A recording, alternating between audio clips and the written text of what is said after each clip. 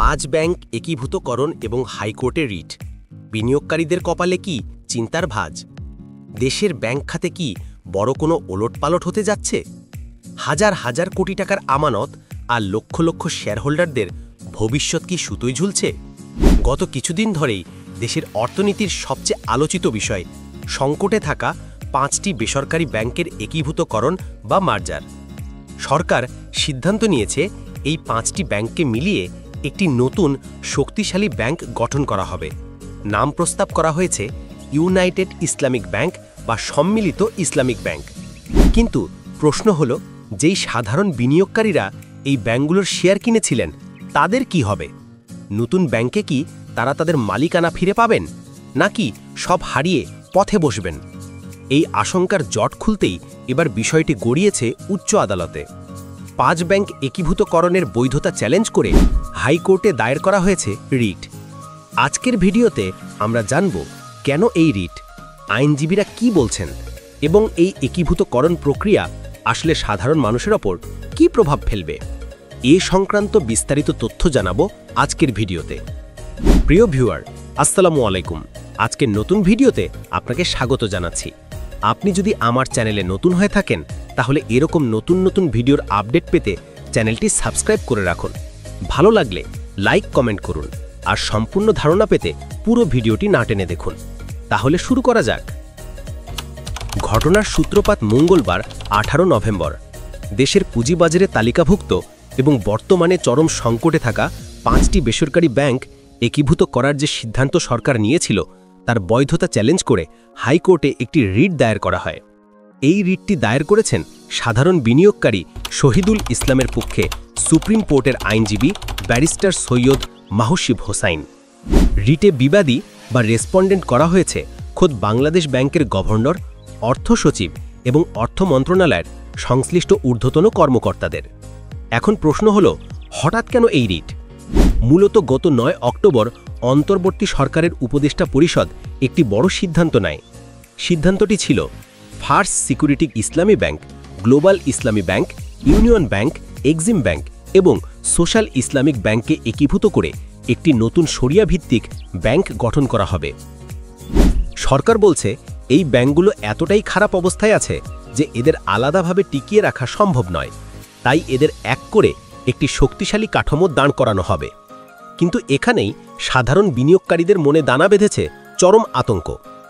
রিটকারী পক্ষের দাবি, সরকার ব্যাংকগুলো এক করছে ঠিকই, কিন্তু যারা পুঁজিবাজার থেকে কষ্টার্জিত টাকা দিয়ে এই ব্যাংকগুলোর শেয়ার কিনেছিলেন তাদের ব্যাপারে কোনো স্পষ্ট নির্দেশনা দেওয়া হয়নি। নতুন যে সম্মিলিত ইসলামী ব্যাংক গঠিত হবে সেখানে কি পুরাতন শেয়ারহোল্ডারদের কোনো শেয়ার থাকবে, নাকি তাদের শেয়ারের মূল্য শূন্য হয়ে যাবে? এই অস্পষ্টতা থেকেই মূলত আইনি লড়াইয়ের শুরু। রিটকারী আইনজীবী ব্যারিস্টার সৈয়দ মাহসিব হোসাইন বিষয়টি নিয়ে অত্যন্ত গুরুত্বপূর্ণ কিছু আইনি পয়েন্ট তুলে ধরেছেন। তিনি সরাসরি সংবিধানের প্রসঙ্গ টেনে এনেছেন। তার মতে, বাংলাদেশের সংবিধান অনুযায়ী প্রত্যেক নাগরিক সম্পত্তি অর্জন এবং ব্যবসা করার পূর্ণ অধিকার রয়েছে। একজন সাধারণ বিনিয়োগকারী যখন শেয়ার মার্কেটে কোনো ব্যাংকের শেয়ার কেনেন তখন তিনি আইনত ওই প্রতিষ্ঠানের আংশিক মালিক হন। এটি তার সম্পত্তি। ব্যারিস্টার মাহসিব বলেন, আমার মক্কেলের মতো হাজার হাজার সাধারণ বিনিয়োগকারী পুঁজিবাজারে লেনদেন হওয়া এসব ব্যাংকের শেয়ার কিনেছেন। এখন প্রস্তাবিত নতুন ব্যাংকে যদি তাদেরকে কোনো শেয়ার বরাদ্দ না দিয়েই সরকার একীভূতকরণের কাজ শেষ করে, তবে তা হবে তাদের মৌলিক অধিকারের সরাসরি লঙ্ঘন। রিটে আদালতের কাছে একটি বিশেষ নির্দেশনা চাওয়া হয়েছে। তা হল, প্রস্তাবিত সম্মিলিত ইসলামী ব্যাংক বা নতুন যে নামেই ব্যাংকটি হোক না কেন, সেখানে যেন সংশ্লিষ্ট 5 ব্যাংকের সাধারণ শেয়ারহোল্ডারদের তাদের বিদ্যমান শেয়ার হোল্ডিং অনুপাতে শেয়ার দেওয়া হয়। অর্থাৎ যার কাছে এখন যত শতাংশ শেয়ার আছে, নতুন ব্যাংকেও যেন তার আনুপাতিক হারে মালিকানা বজায় থাকে। আইনজীবীর এই যুক্তি কিন্তু ফেলনা নয়, কারণ যদি একীভূতকরণের ফলে পুরাতন শেয়ার বাতিল হয়ে যায় তাহলে হাজার হাজার ক্ষুদ্র বিনিয়োগকারী এক রাতেই তাদের পুঁজি হারাবেন, যা পুঁজিবাজারের জন্য এক বড় বিপর্যয় ডেকে আনতে পারে। আসুন একটু পেছনে ফিরে যাই। গত 9 অক্টোবর কি সিদ্ধান্ত হয়েছিল? অন্তর্বর্তী সরকারের উপদেষ্টা পরিষদ যখন ব্যাংক খাতে সংস্কারে হাত দেয় তখন তারা দেখে যে এই 5টি bank first security, global, union, Exim এবং সোশ্যাল ইসলামী ব্যাংক তীব্র তারল্য সংকটে ভুগছে। অভিযোগ আছে গত কয়েক বছরে ব্যাপক অনিয়ম এবং দুর্নীতির কারণে এই ব্যাংকগুলো প্রায় দেউলিয়া হওয়ার পথে। এই পরিস্থিতি সামাল দিতেই সরকার মার্জার বা একীভূতকরণের পথ বেছে নেয়। সিদ্ধান্ত হয় এই 5টি ব্যাংক মিলে একটি নতুন সত্তা তৈরি হবে। নতুন ব্যাংকের নাম প্রস্তাব করা হয় 2টি, ইউনাইটেড ইসলামিক ব্যাংক বা সম্মিলিত ইসলামিক ব্যাংক। কিন্তু প্রশ্ন হল, যে সাধারণ বিনিয়োগকারীরা এই ব্যাংকগুলোর শেয়ার কিনেছিলেন তাদের কি হবে? নতুন ব্যাংকে কি তারা তাদের মালিকানা ফিরে পাবেন, নাকি সব হারিয়ে পথে বসবেন? এই আশঙ্কার জট খুলতেই এবার বিষয়টি গড়িয়েছে উচ্চ আদালতে। 5 ব্যাংক একীভূতকরণের বৈধতা চ্যালেঞ্জ করে হাইকোর্টে একটি রিট দায়ের করা হয়। একজন সাধারণ বিনিয়োগকারীর কথা ভাবুন। ধরুন আপনি পুঁজিবাজার থেকে ফার্স্ট সিকিউরিটি বা ইউনিয়ন ব্যাংকের 10,000 শেয়ার কিনেছেন।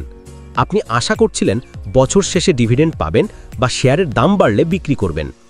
এখন হঠাৎ শুনলেন আপনার কেনা ব্যাংকটি আর থাকছে না, এটি অন্য 4টি ব্যাংকের সাথে মিলে নতুন নাম ধারণ করবে। স্বাভাবিকভাবেই আপনার মনে প্রশ্ন জাগবে, আমার 10,000 শেয়ারের কি হবে? আমি কি নতুন ব্যাংকের 10,000 শেয়ার পাবো, নাকি বলা হবে আগের ব্যাংকের দায় দেনার কারণে আমার শেয়ারের কোনো মূল্য নেই? বিশ্বের বিভিন্ন দেশে যখন দেউলিয়া ব্যাংক একীভূত হয় তখন অনেক সময় সাধারণ শেয়ার হোল্ডারদের ক্যাপিটাল বা মূলধন জিরো হয়ে যায়, কারণ ব্যাংকের সম্পদের চেয়ে দায় বেশি থাকলে শেয়ারের দাম শূন্য হয়ে যাওয়াটাই অর্থনীতির নিয়ম। কিন্তু বাংলাদেশের প্রেক্ষাপট ভিন্ন। এখানে সাধারণ মানুষ জেনে শুনে দেউলিয়া ব্যাংকে বিনিয়োগ করেনি, তারা বিনিয়োগ করেছে স্টক এক্সচেঞ্জে তালিকাভুক্ত প্রতিষ্ঠানে। তাই তাদের সুরক্ষার বিষয়টি মানবিক এবং আইনি উভয় দিক থেকেই গুরুত্বপূর্ণ। রিটকারী পক্ষ মূলত এই প্রোটেক্টিভ মেজার্সের জন্যই আদালতের দ্বারস্থ হয়েছেন। এখন সবার চোখ হাইকোর্টের দিকে। এই রিটের রায় বা আদালতের নির্দেশনার উপর নির্ভর করছে অনেক কিছু। যদি আদালত রিটকারীদের পক্ষে রায় দেয় এবং সরকারকে নির্দেশ দেয় যে সাধারণ শেয়ার হোল্ডারদের নতুন ব্যাংকে শেয়ার দিতেই হবে, তবে একীভূতকরণ প্রক্রিয়াটি কিছুটা জটিল হতে পারে। কারণ তখন নতুন ব্যাংকের মূলধন বা ক্যাপিটাল স্ট্রাকচার এমনভাবে সাজাতে হবে যাতে পুরাতন বিনিয়োগকারীরা জায়গা পান। অন্যদিকে সরকার ও বাংলাদেশ ব্যাংকের আইনজীবীরা হয়তো যুক্তি দেবেন যে ব্যাংকগুলোর আর্থিক অবস্থা এতটাই নাজুক যে শেয়ার হোল্ডারদের দাবি মেটানো কঠিন। তবে বিশ্লেষকরা বলছেন, যেহেতু ব্যাংকগুলো পাবলিকলি লিস্টেড বা পুঁজিবাজারে তালিকাভুক্ত, তাই সাধারণ বিনিয়োগকারীদের স্বার্থ উপেক্ষা করার সুযোগ নেই। এমনটি হলে ভবিষ্যতে কেউ আর ব্যাংকের শেয়ারে বিনিয়োগ করতে সাহস পাবে না। পুরো শেয়ার মার্কেট থেকে আস্থার সংকট তৈরি হবে। ব্যারিস্টার মাহসিব হোসাইন যেমনটি বলেছেন, এটি কেবল টাকার বিষয় নয়, এটি সংবিধান স্বীকৃত ব্যবসার অধিকার এবং সম্পত্তির অধিকার। সুপ্রিয় দর্শক, 5 ব্যাংকের এই একীভূতকরণ বাংলাদেশের ব্যাংকিং ইতিহাসের এক নজিরবিহীন ঘটনা। একদিকে লক্ষ লক্ষ আমানতকারীর টাকার শিকদি, অন্যদিকে হাজার হাজার শেয়ার হোল্ডারদের পুঁজির সুরক্ষা।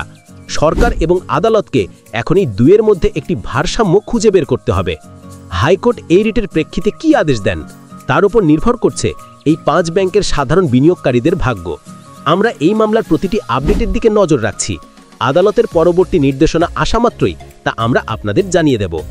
আপনাদের কি মনে হয়, যারা এই রুগ্ন ব্যাংকগুলোর শেয়ার কিনেছিলেন, নতুন ব্যাংকে কি তাদের শেয়ার দেওয়া উচিত, নাকি ব্যাংকের এই অবস্থার জন্য তাদেরও দায় নেওয়া উচিত?